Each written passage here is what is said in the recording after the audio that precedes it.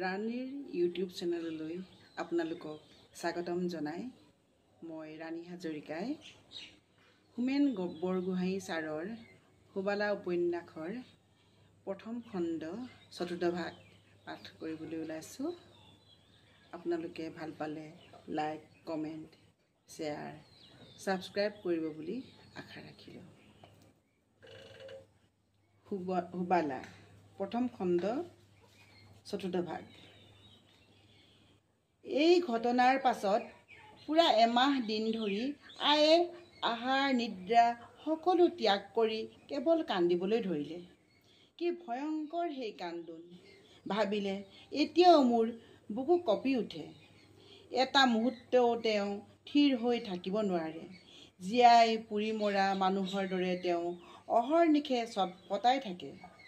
আমি ঠিক বুজিলোঁ, বন্ধ ঘৰৰ ভিতৰৰ জুয়ে চাৰিওফালে গ্ৰাস কৰি অনা অৱস্থাত কলা বোবা ল'ৰাটোৱে যন্ত্ৰণাৰ এটা চিৎকাৰ কৰিব নোৱাৰাকৈ যেনেকৈ পশুৰ দৰে মুখ থেকেচা খাই জীৱন্ততে দগ্ধ হৈ মৰিছিল, জননীৰ হৃদয়েৰে আয়ে এতিয়া সেই সকলোখিনি দাহ যন্ত্ৰণা তিলে তিলে ভোগ কৰিছে।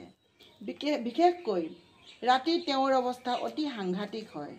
বিচনাত তেওঁ এক তিলো সময় পৰি থাকিব নোৱাৰে।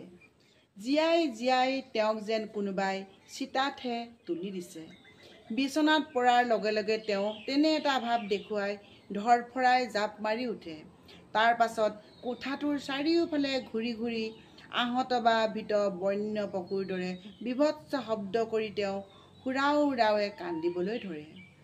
এমাহ দিন ধৰি এই অৱস্থা চলাৰ পাছত আমি ভাবিবলৈ ধৰিলোঁ যে আই নিশ্চয় পাগলী হৈ গ'ল। কিন্তু কি আচৰিত, সেইদৰে ভাবিবলৈ আৰম্ভ কৰাৰ লগে লগেই আমাৰ মুখ চায়েই যেন তেওঁ আমাৰ মনৰ ভাৱ বুজি পালে আৰু তৎক্ষণাৎ সকলো কন্দা কটা বন্ধ কৰি থিৰ হৈ পৰিল। আই পাগলী হৈ নগ'ল হয়, কিন্তু তেওঁ যে আৰু আগৰ মানুহ হৈ থকা নাই। কথা দুদিনৰ ভিতৰতে সকলোৱে বুজি উঠিল। তেওঁ মানুহৰ লগত কথা বাৰ্তা পাতিবলৈ এৰি দিলে। আনকি নিতান্ত দৰকাৰ নহ'লে আমাকো নমতা হ'ল। তেওঁৰ চকুৱে মুখে এটা কঠিন হিংস্ৰতা ফুটি উঠিল।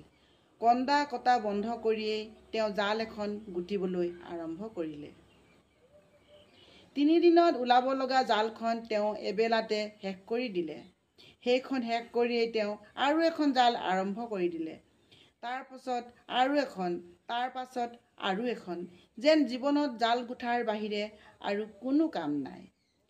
হিংস্ৰ অপলক দৃষ্টিৰে কেৱল হাতৰ মাকুটো আৰু সূতাডাললৈ চাই চাই তেওঁ এনেভাৱে জাল গুঠাতে মগ্ন থাকে যে সেই সময়ত তেওঁৰ মুখলৈ চাবলৈ যিকোনো মানুহৰে ভয় লাগিব।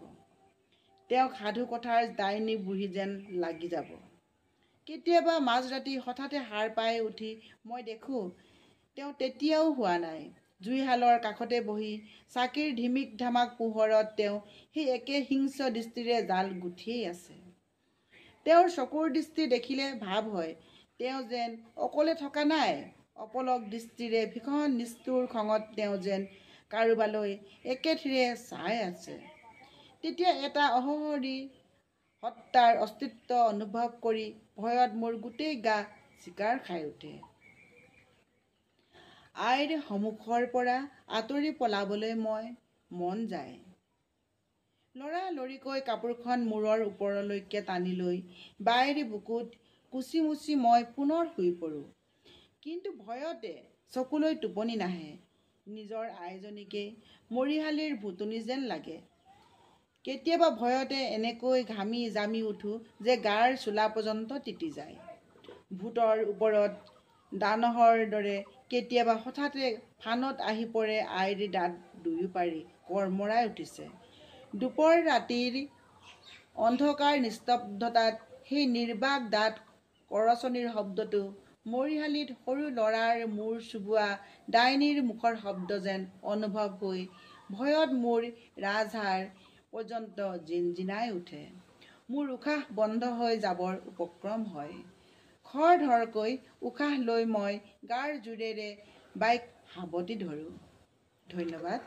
ভাল পালে আপোনালোকে লাইক, কমেণ্ট, শ্বেয়াৰ, ছাবস্ক্ৰাইব কৰিব বুলি আশা ৰাখিলোঁ।